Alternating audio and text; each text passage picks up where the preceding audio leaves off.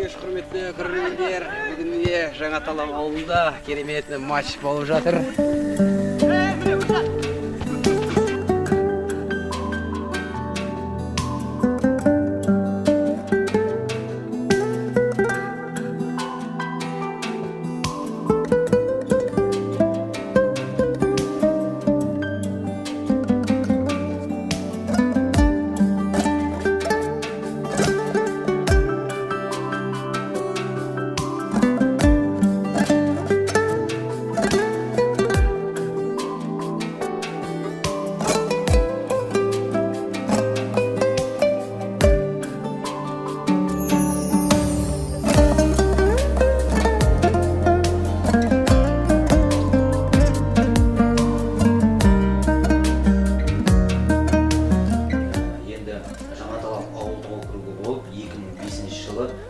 Ақпанда Әділет басқармасынан тіркеліп, ауылдық округ ашылды негізі.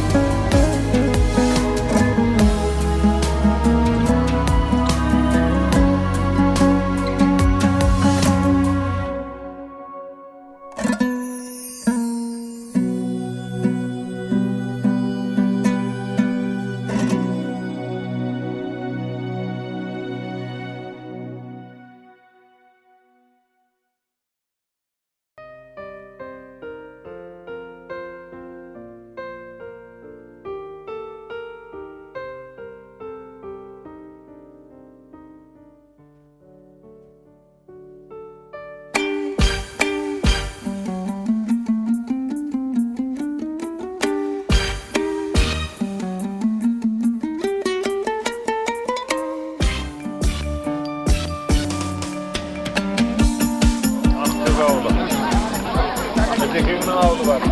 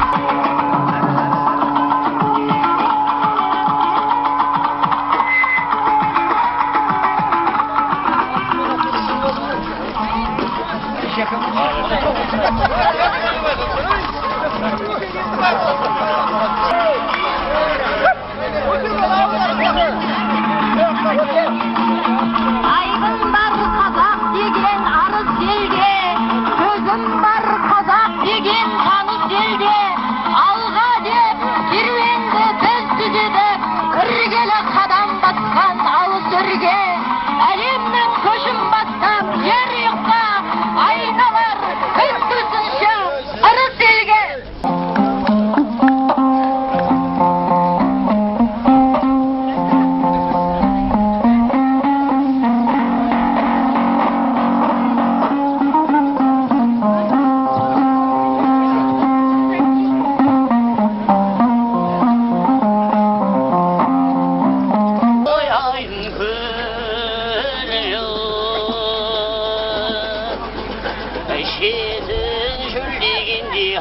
Ayydın Gülcüğay, ayydın Gülcüğay. Әнді сүйген ел, әншіні де сүйген, ауылға ән сал серілері келгенде, жастар алдынан шығып, қошаметтеп қарсы алатын болған. Содан әнші ауылдан аттанып кеткенше, ойын сауық құрып, небір әндерді тамылжыта шырқап, ауылды рақатқа бөлейді екен. Міне, бізге де ақын аға келіп қалды. Ән сізден аға.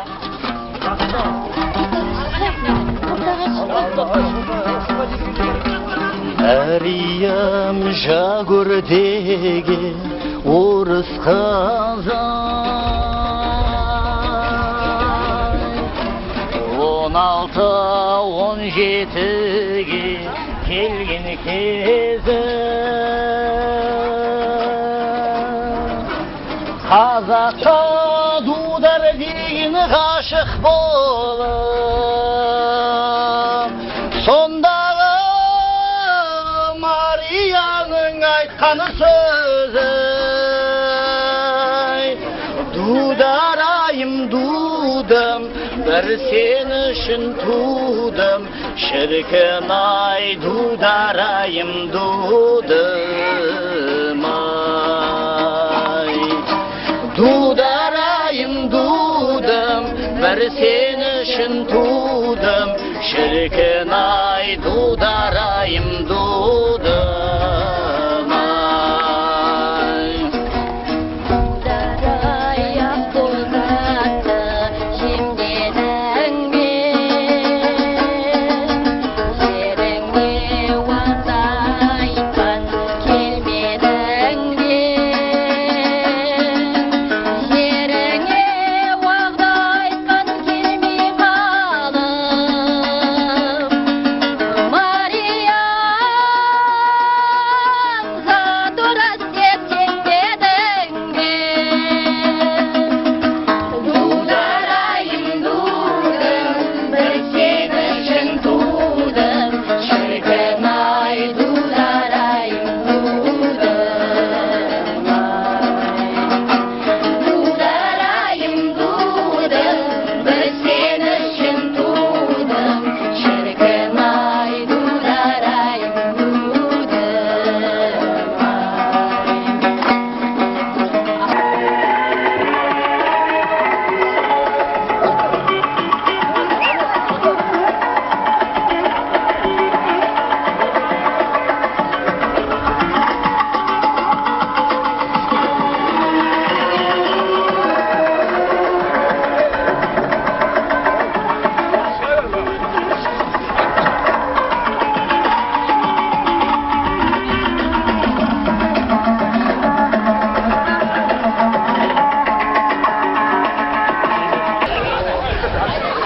Hey! Bakınlar sana аңшыларды. Неге бара келдіңдер? Балаң қайда? Тақсыр, балаңыз бір ақсақ құланды қуып, бізден бөлініп кеткен. Одан кейін көрмедік. Іздеп едік, таба алмадық. Ақмақ. Мен сендерге баламның қасына не үшін қостым? Бұны екеуі зындан қасал. Алыңдар мыналардың бастарын.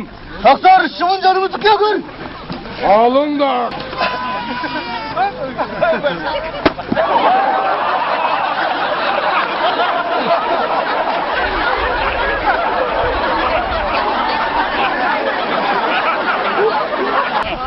Hey!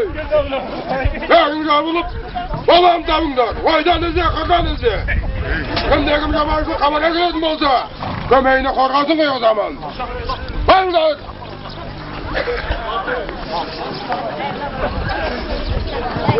Сөйтіп, бүкіл халық шабылып іздеп жүріп ханның баласының өлігін тапты. Ханның баласын құлан теуіп өлтірген екен. Бірақ ханға баласының өлімін естіртуге ешкімнің жүрегі дауаламады.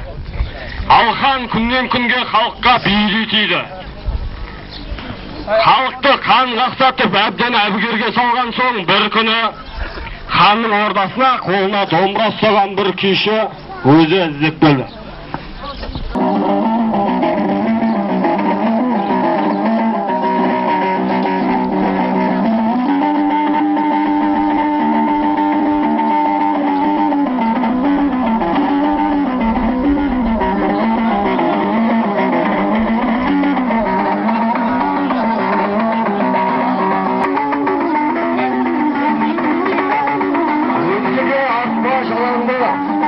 Өлтірген сенің балаңды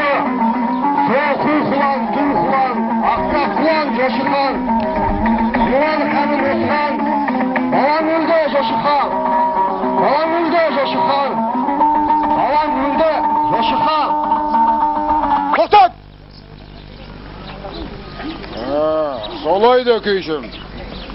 Менің жауға шабат деген баламның ажалы адамнан емес айдағада құланнан болған екен ғой. Қиыңдар менің көмейіне қорғасында.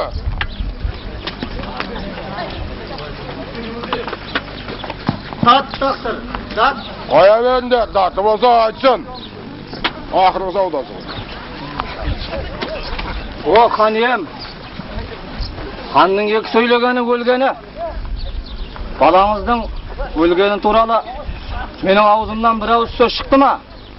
Жаманат хабарды естірткен мына қара домбыра емес пе? Әділ, жарлығың әділ болса, қорғасымды қойдыр осы домбыраға хан. Менің айтарым осы.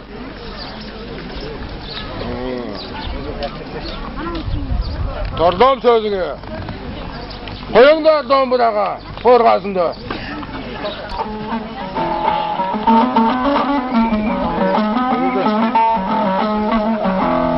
Мінекей осылай қазақтың қара домбырасының арқасында күйші өзі де аман қалды, халықты да ханның қаһарынан құтқарған екен. Сол кезден бері осы оқиғаны домбыра ұрпақтан ұрпаққа сырғылып шертіп келеді.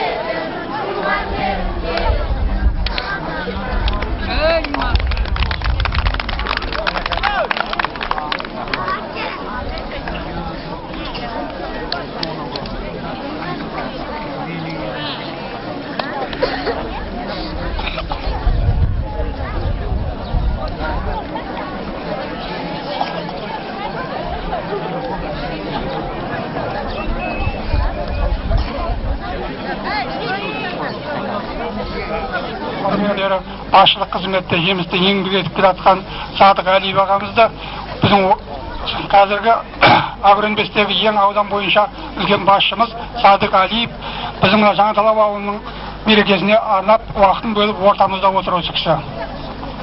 Сөзімен тыңдаған жан сілкінер.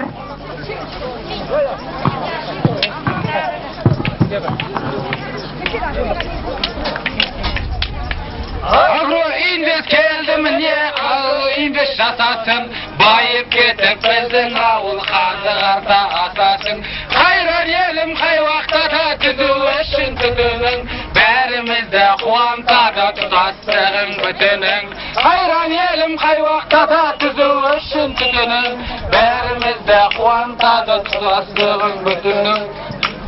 94-те ауыл болдық, өз алдына бөлініп, егеменді қандай жақсы жүруші едік желініп, алып келдік жалағаштан аман жолда садақып, 2 жылда ада болдық, барлық малда тауысып. Агроинвест келді міне, агроинвест жасасын, байып кетіп біздің ауыл қазағарда асасын. Қайран елім қай уақытта түзу үшін түтінің, бәрімізді қуантады тұтастығың бүтінің. Қайран елім қай уақытта түзу үшін түтінің, бәрімізді қуантады тұтастығың бүтінің. 2001-де келді бізге жайылқанып базарбай, егін бітпей санын соғып, бауырын қалдау жазалмай, егін болмай батып қалдық, қарызға біз белшеден, биылғы жыл бар қарызды, деп отырмыз еңсеріп. Агроинвест келді міне, агроинвест жасасын, байып кетсін біздің ауыл қазағарда асасын. Қайран елім қай уақытта түзу үшін түтінің, бәрімізді қуантады тұтастығың бүтінің. Қайран елім қай уақытта түзу үшін түтінің, бәрімізді қуантады тұтастығың бүтінің.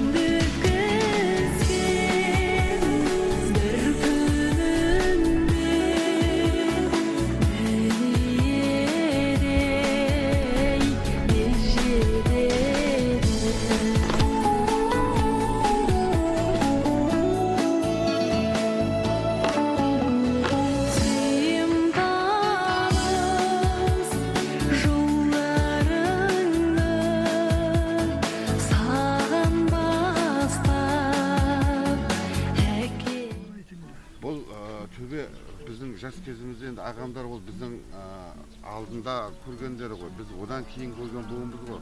Біздің кезімізде бұл төбе биік тұғын. Біз есімізді білгеннің өзінде биіктігі сондай, бұны айнала ат жабатын тұғын. Ат жарататын, той болғанда осы үстінде үлкен кісілер ат шабар көріп, соған анау қызықтап соларды қарап тұратын, бір-бірімен әзілдеп әңгіме айтатын. Бұның басында бұл топырақтың киелігі сондай, үстіне жара шыққан адам, суықтан аяғы буыннан ала алмай қалған адамдар осы топыраққа түсіп өз-өзін емдейтін. Қазіргі кезде енді бұның бәрі өшірілді, төмендеді, жаймен өзі кетіп баратыр. Төбенің бәрі алынды. Ол кездегі жаңағы осы биік төбенің басында кимешек салып бастарына отырған әжелерімізді қазір бірде жоқ.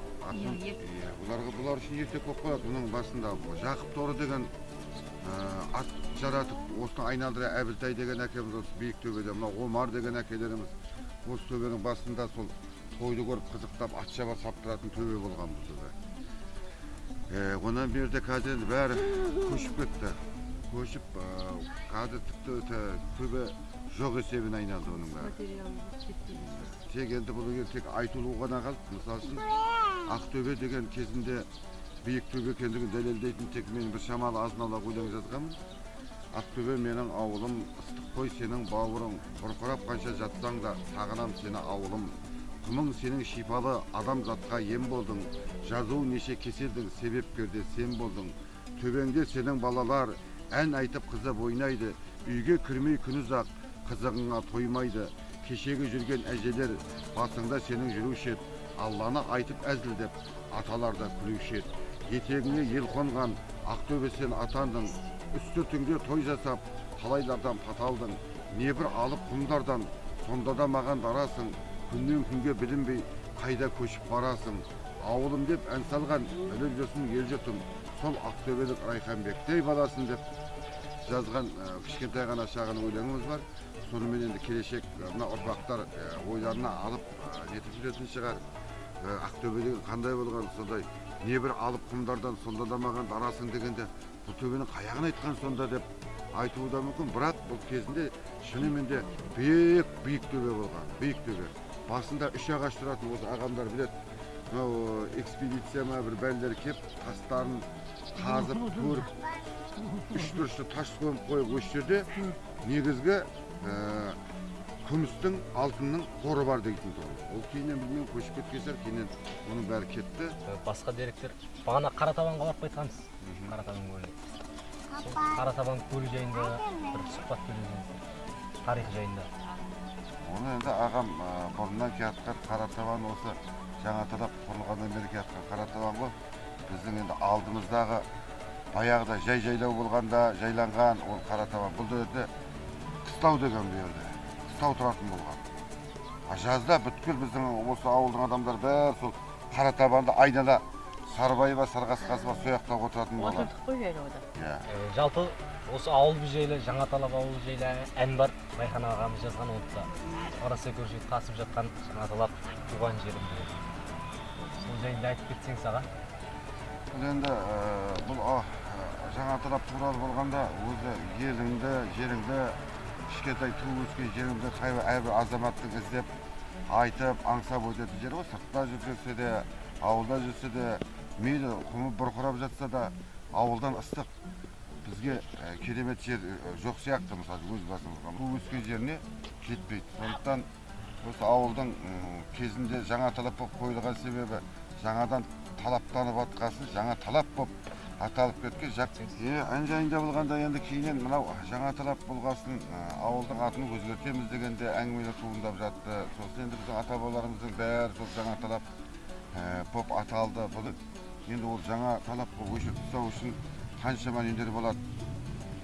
Ауылдың адамдары оны сыртта жүргендері бар, ат өзгеріп кеткесін не қылмайды деп біз соны айтып жазғаным бар еді.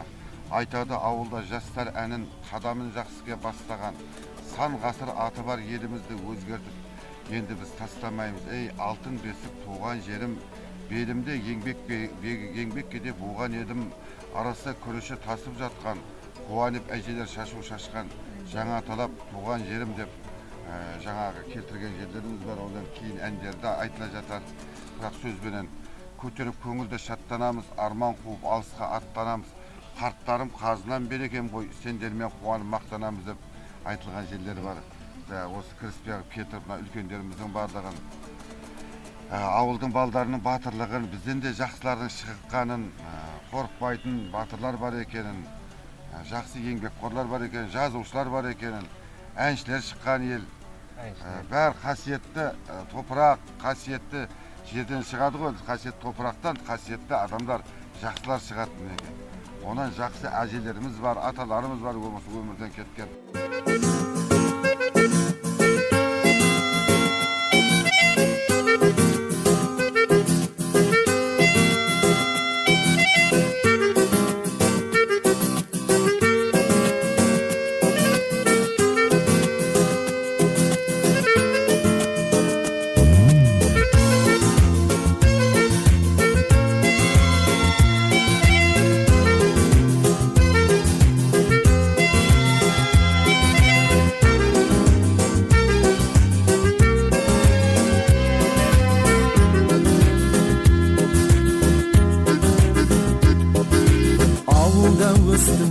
Шаңына аунап еркелеп, оядан ұштым, қатайды қанат ертерек. Асығып алда бақытым күтіп тұрғандай, армандар асқақ, қиялдар қилы жетелеп. Қаланың мынау тамаша сайран сауығы, жолдарым жуған нөсерлі жылы жауыны. Бәрі де ғажап, сағынған кезде бірақта, аңсарым ауып, іздедім сені ауылым.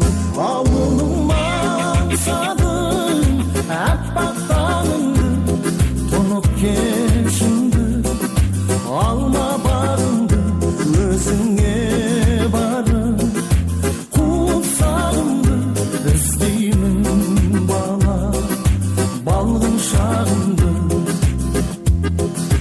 Достармен бірге саялап саябақтарын, шаттыққа толы өткізіп қызық шақтарын.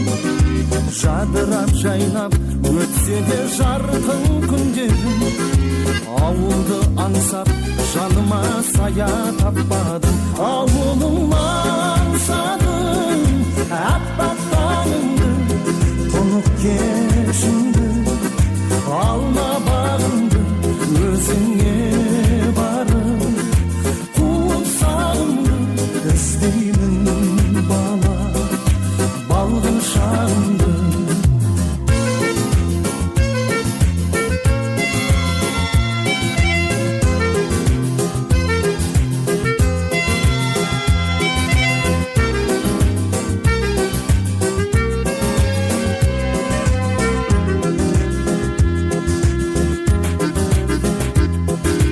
Көңілде тұрған жауап жоқ сансыз сұраққа, өзімді іздеп кеттім ауылдан жыраққа. Ғашық болсам да қаланың айлы кешіне, ауылға туған жетпейді екен бірақта. Енді Жаңаталап ауылдық округі болып 2005 жылы 7 ақпанда әділет басқармасынан тіркеліп, ауылдық округ болып ашылды негізі.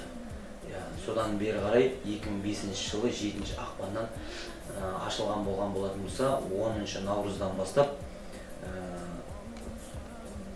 Еспан Манарбек Ұзақұл деген азамат осы елді мекенге келіп, ауыл әкімі болып, Жаңаталап елді мекеніндегі тарихта бірінші ауыл әкімі болып тағайындалған сол кісі болып келген.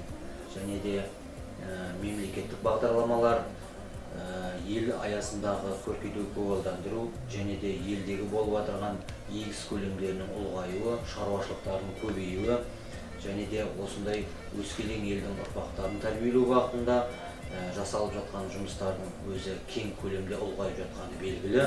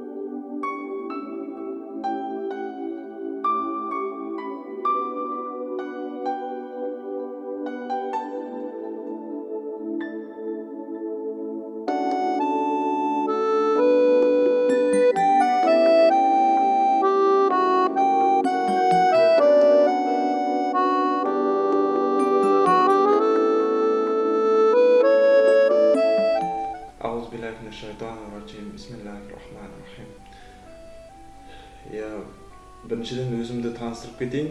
Менің есімім Бағдат болады. Осы Оспан ата мешітінің бас имамы қызметін атқарамын. Жастарды имандылыққа тәрбиелеу. Қазіргі таңда шәкірттеріміз, 30 шақты шәкіртіміз мешіттен дәріс алуда. Шәкірттеріміз иншалла Құран араб тілінен үйреніп, Құранның тілін үйреніп, араб тілінен дәріс алып жатыр. Яғни Құранды арабша оқып үйреніп жатыр. Бұл ауылдан жақсы тәрбиелі, өнегелі, сондай үлкен азаматтар, ұрпақтар шығатынына мен сенімдімін. Өйткені бұл ауылдың ынтымағы, бірлігі, ауызбіршілігі өте мол. Мен өзім осыға келіп көзім жетіп жатыр көп нәрсеге. Осы елде туған адаммын, 35 жылы 1900. Содан кейін түрлі жақтарға, қырда, қыздардағы кетіп қалдым. Енді осы туған ауылыма келе берем, себептермен осы жерге кездесіп жатырмын. Сосын енді мына балдар бір әңгімеңізді айтып жіберсеңізші, түсіріп алайық дегесін келіп көңілімдегімді айтқым келіп жатыр. Енді осы Жаңаталап деген ауылда колхоз болды, 32 жылы құрылды. Сонан сол атын әлі жойған жоқ. Әлі Жаңаталап 32 колхозда Жаңаталап деген болып еді, ешқайда қосылған жоқ. Сол күйінше өзінің жерінде, туған жерінде қалға аман отыр. Кіші жүз Шөмекей, оның үстінде Сарғасқа Сарыбай болып бөлінеді. Атасын айтқанмен алысылмайды деген. Ал енді көке тағалана бағана өзіңіз барған Шаймағанбет қорымы жайлы айтып жіберсеңіз. Шаймағанбет қорымын. Бұл қалай тарихы, қалай ол жерде не болған? Шаймағанбет қорымы 1925 жылдарда салынған. Осы мешіт. Сонан кейін барып, осының айналасында қорымдар пайда болды. Мешіт көптеген баланы өсіріп, оларды оқытып, дін оқуына шалықтырды.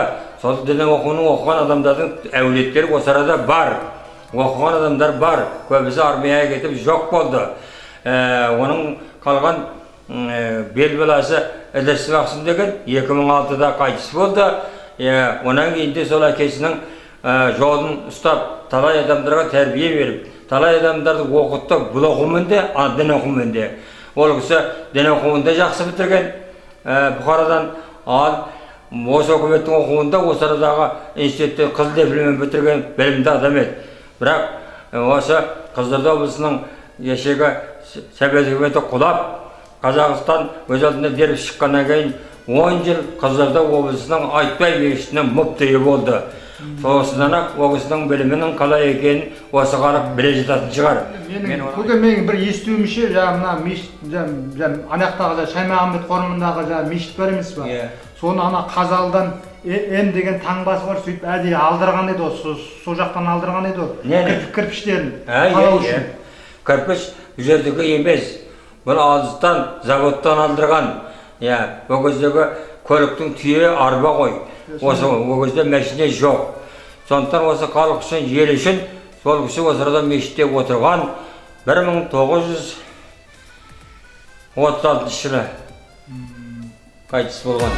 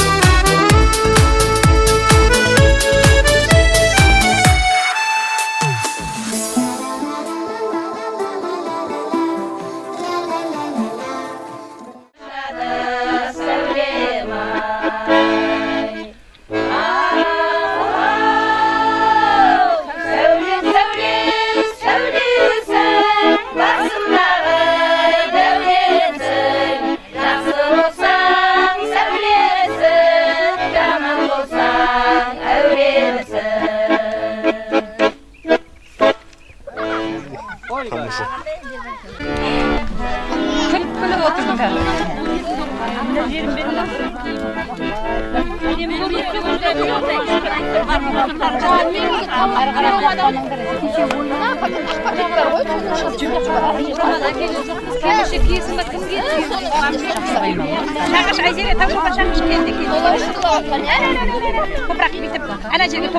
айту Қазақстандағы барлық облыс болмағанмен бірталай облыстарда келін түсіру дәстүрлерін, салттарын көріп жүрмін.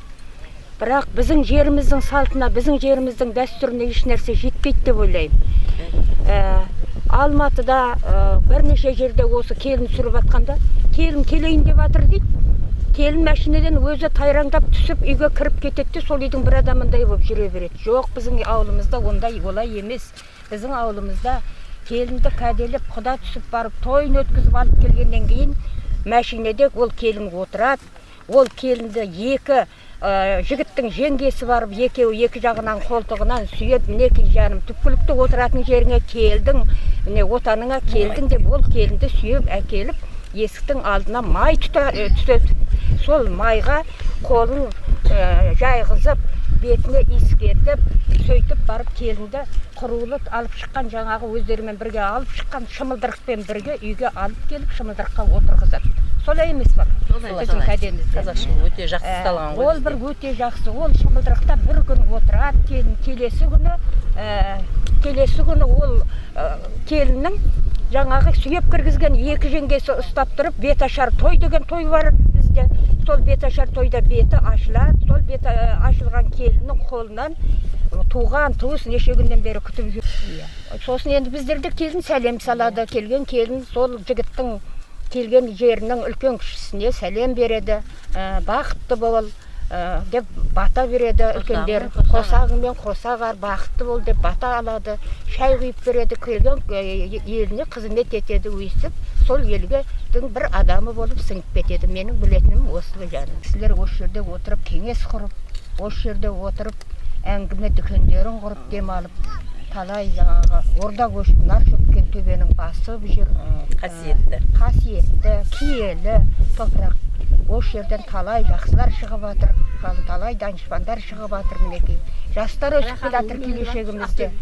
Биыл соңғы қоңырауға келіп, балдардың соңғы қоңырауын көргенде ауылға өте риза болдым. Риза болғаным сол, мен басқа жерде де болып жүрмін. Балдардың тең жарысы озат, тең жарысы үздік. Аудан бойынша 3 алтын медалға үміткер болатын болса, ол біздің мектептен. Мен жарылып кете жаздадым, сол жерде әрең отырдым. Балдардың қаншама еңбегі, балдардың қаншама осы халыққа істеп жатқан қызметі, мен риза болдым. Енді оларға тіпті рахметімді айтам. Мен бірталай жерде болып жүрмін, балдардың бұндай оқуға ықыласы бар, ауылда тап осындай білім бар деп ойлаған жоқ. Жақсы балдарға рахмет, еңбектері Алладан қайтсын. Мына жақсы балдар қызмет етіп, осы ауылдың атын шығарамыз деп, осы мына ауылдың үлкендерін түсіріп атқан сендерге де рахмет айналайын. Бақытты болыңдар, талаптарың оң болсын жандарым. Халыққа еткен қызмет деген ешқандай далаға кетпейді. Осылай қызмет ете беріңдер.